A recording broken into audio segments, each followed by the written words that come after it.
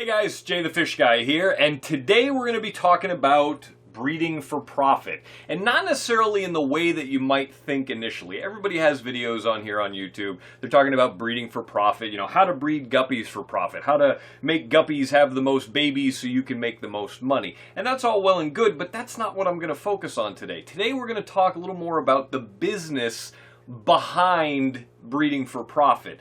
And that's to say, just because you sell a fish and you make $5, that doesn't mean it's profit. So what do you have to consider if you actually want to make profit selling fish? And that's what we're going to talk about today. So stay tuned.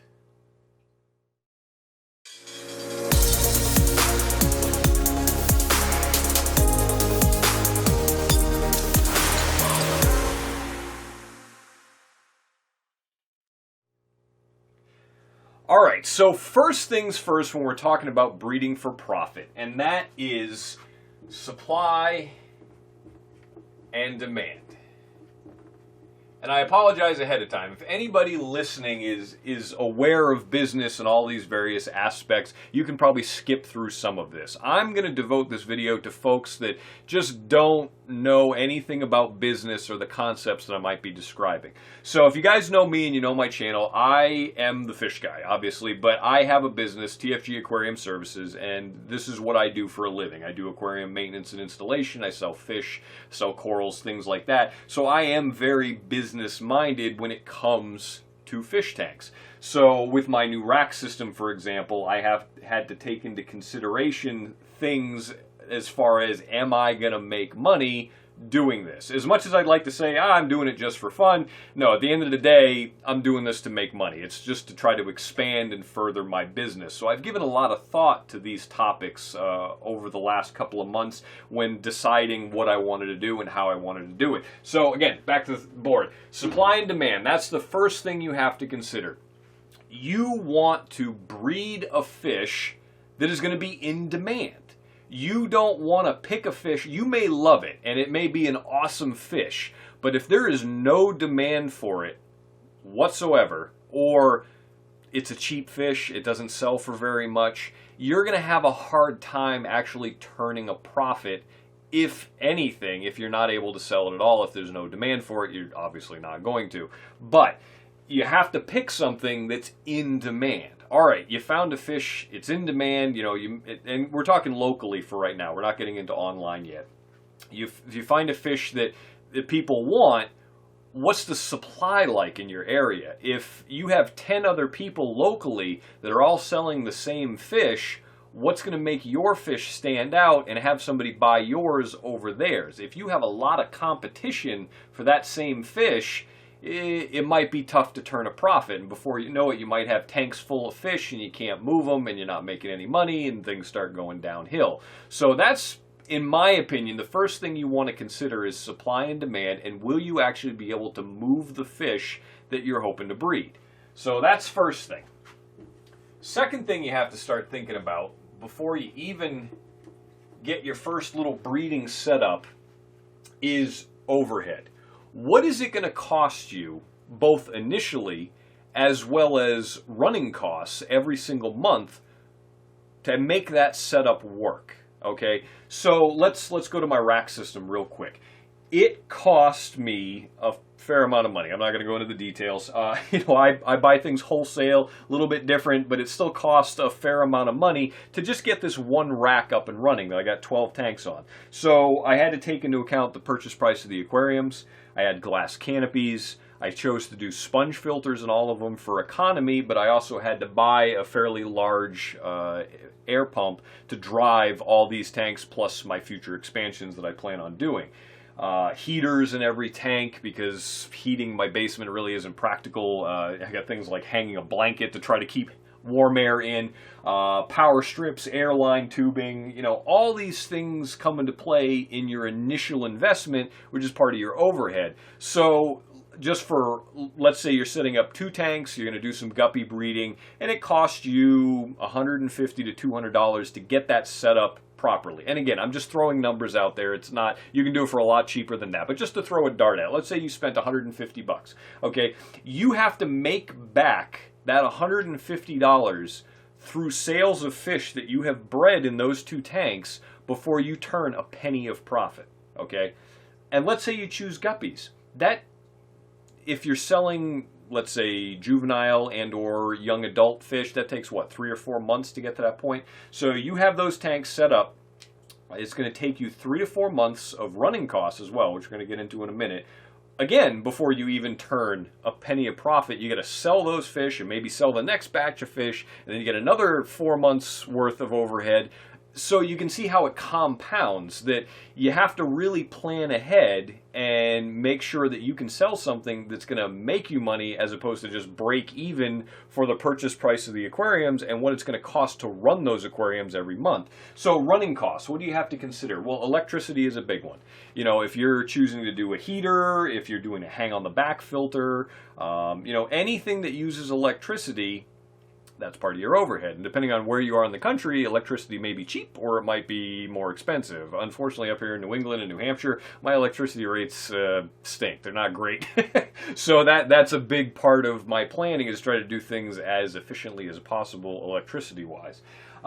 Feeding. You got to feed your fish, right? And if you're breeding them and you have fry and you're trying to grow them up as fast as possible, you might be feeding a lot. And if you have a lot of tanks, a lot of fish, that could be a lot of food every month. So that's another thing you have to consider as part of your overhead. Water. If you're on town water and you have to pay for water, well, that's another expense. You know, if you're trying to maximize growth with your fry and get them up to a sellable age as fast as possible, you might be doing large volume water changes, potentially as much as every 2 or 3 days. Some people do it daily. I end up doing probably 50% every 3 days, give or take. And if you're paying for water, that's an expense. And depending on how big your tanks are, how many tanks you have, that could really add up over the course of those 4 months. And again, I'm just using that as an example. If you're taking 4 months to go from newborn fry to a sellable size, that's 4 months worth of water changes you have to account for. That, are you going to move enough fish to pay for that every single month? So other little things would be like test kits, water treatment chemicals, if you have to adjust the pH prior to you actually using the water, all these little things. Again, they're little, but again, 4 months, they add up, and is another thing to take into consideration. So there's your overhead. Another one that people may not consider is your time. Time is money, period. You know, you may be just doing other things that are fun and it doesn't really matter if, as far as your free time, and you're like, oh, I don't mind doing water changes. If you're spending 2 to 3 hours because you have a lot of tanks, if you have maybe a slightly inefficient way to do maintenance in terms of water changes, like you don't have a good system down, and let's say you're spending 2 to 3 hours every 3 days to do water changes on all your systems. That's a lot of time. If you add that up, again, we'll use that number 4 months. If you're doing 2 to 3 hours every 3 or 4 days for 4 months, add that up. That is a crazy amount of time, and you want to make sure that time is worth it, because it may get to a point where you're like, geez, you know, I've only made this much and I've spent 12 plus hours a week working on all this, and you may love it, and that's great, but it is part of it. It becomes a job, potentially, if you don't have it done right, and it's a chore, and nobody likes to do water changes if it's not friendly. If, you know, you're lugging buckets and spilling water, you may have the wife after you, or if you're younger, you may have your parents after you, making a mess. You know, it becomes a chore if you don't have that planned out. So take into consideration your time and energy spent getting to the point where you've grown these fish up to a sellable size. All right, so speaking of sellable, selling your fish, right? That's the end goal, right? You have to sell them. So there's costs involved in that as well. If you're selling locally to your LFS, it may not be all that local. You may have to drive. You may have to get your parents to drive. Gas isn't cheap. Time isn't cheap. So if you have to spend a couple hours to go to the fish store and back, and you spend money on fuel to get there and back, that's part of your overhead technically. If you're selling online, there may be fees associated with selling online. Aquabit is great because they don't charge anything, but most people take PayPal. PayPal takes a cut. There's a percentage right off the top. You sell, let's say, a trio of fancy guppies for 30 bucks. You charge 20 bucks shipping. Hey, I made 50 bucks. Well, not quite. PayPal gets their cut, so you're already a few bucks behind just on that all by itself. If you sell on eBay, well, eBay gets a cut too. And if you're doing eBay and PayPal, well, they both get a cut. So you have to take that into account. Shipping is kind of a gray area. Most people, it's a break-even proposition. So they charge what it costs them, and that's just, it nulls out. So the buyer's happy, the seller's happy, everybody's happy.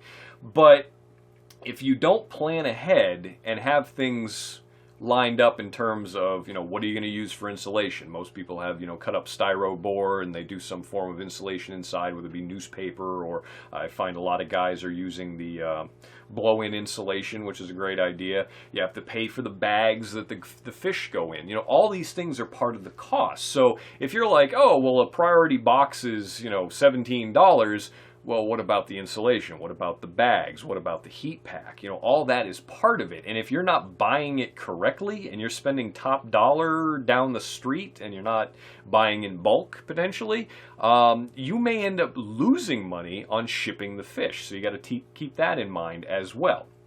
All right. Well, here's a big thing. Sorry, I have a list just to try to keep my train of thought. I tend to wander a little bit.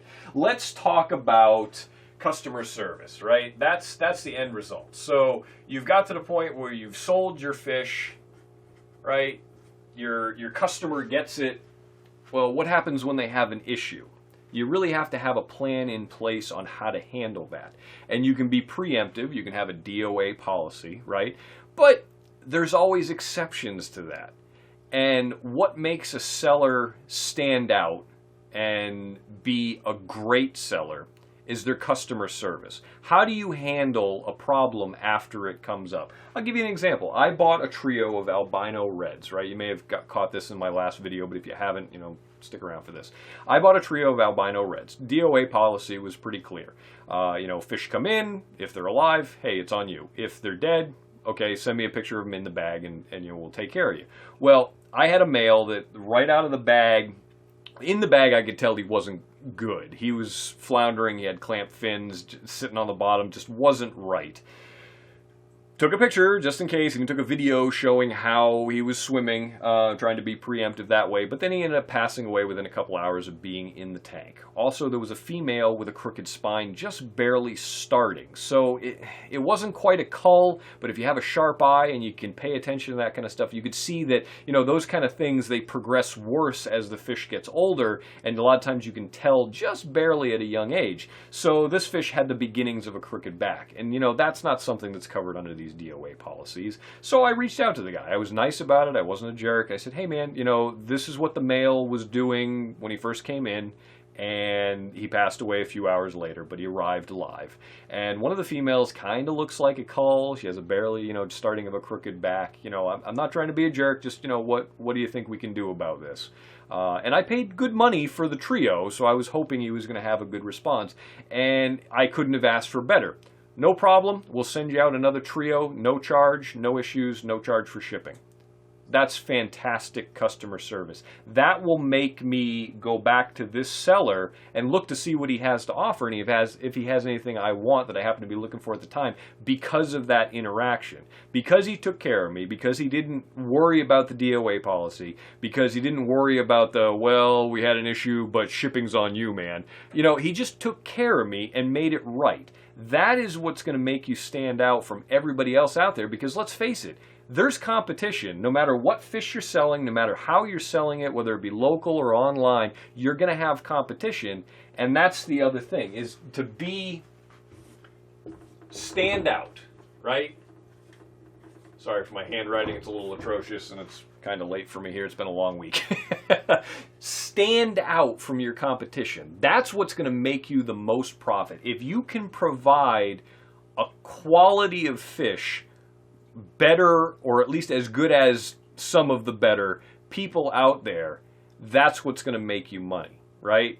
If you're selling crooked backed fish, if you're selling fish with subpar colors, if you're just having a tank of guppies and they're breeding and inbreeding and breeding and breeding and breeding, and you're just netting out and selling, well, you're probably not going to sell nearly as many as the guy that's selectively breeding and culling out the either weaker genetics or the drab colors, because it's going to happen no matter what. You're going to get a batch of fry and half of them are going to look great. You may have like 10% that are just amazing, and the other half are like, well, put them down this other tank over here. So you kind of have to separate them out, and that's where having multiple tanks comes in handy, and that's what's going to make you the most profit. If you can breed fish quickly through good husbandry and good feeding, good water quality, all that stuff, that's what I mean by husbandry, and then you can selectively breed and cull out the stuff that is just not that good, that's what's going to maximize the money. You know, if you're selling online, taking good pictures, and I know it's tough, but these days everybody's got a cell phone, and most cell phones have cameras that look a lot better than even some entry-level point-and-shoot stuff. You know, I do all my videos on my cell phone. The pictures it takes, I love. So, you know, taking good quality pictures is just a matter of time and patience. You know, yes, the fish are swimming around, but trying to do your best to maybe put them in a specimen cup, black background, get them to calm down, settle down, and then try to take a picture. Because a good picture is going to sell every time over the guy that has the blurry picture from 2 feet away and isn't really showcasing what he has to offer. He or she, sorry.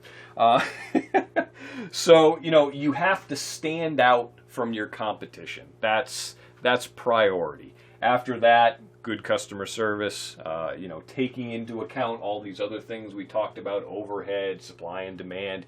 You know, if you want to actually make money, you got to put some work in, because it is work. You know, there's no such thing as free money. You know, as much as I'd like to just be able to say, yes, you can breed guppies and they'll just fly out of your tanks and sell and make you a ton of money, it's probably not going to be the case. It's gonna be some work. You're gonna have to do some hustling. You know, a great thing I don't think I touched base on, your LFS. If you can have a good relationship with your LFS and be like, hey, you know, talk to the owner, talk to the manager in charge of the fish room. Be like, hey, you know, I'm looking to get into breeding some fish. Is there anything that I could breed for you that you would be interested in on a regular basis? You know, from my point of view, I used to work in an LFS. I ran the fish room for about 11 years, and I would order wholesale, and I would deal with customers locally as well that were looking to breed fish. And if they could bring me quality fish, bar none, every time I'd gladly pay them a little bit more than I was paying my wholesaler, because that's another thing you have to take into account. I'll get into it in a second. I would gladly give them the money and get the healthy, locally raised fish, because they're always going to come in better than what I could get through wholesale.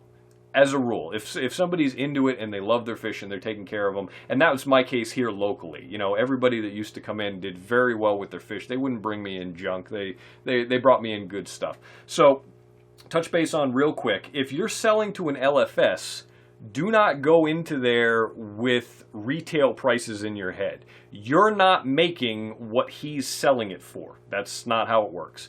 I can't speak to every LFS. Generally, what I did was a third. You would get a third value of what I would sell it for retail.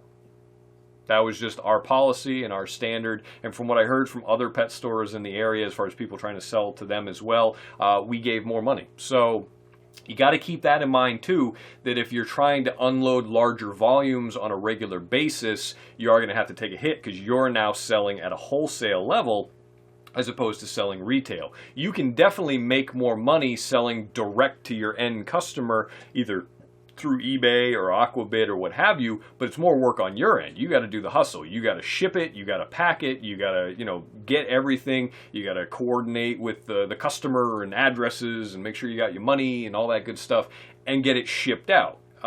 Whereas if you're just bringing 20 pairs of guppies to your LFS and he's cutting you a check, well, that was a little bit easier, right? If you happen to have some guppies that are going out of control, unloading a bunch at the wholesale level might be a way to go.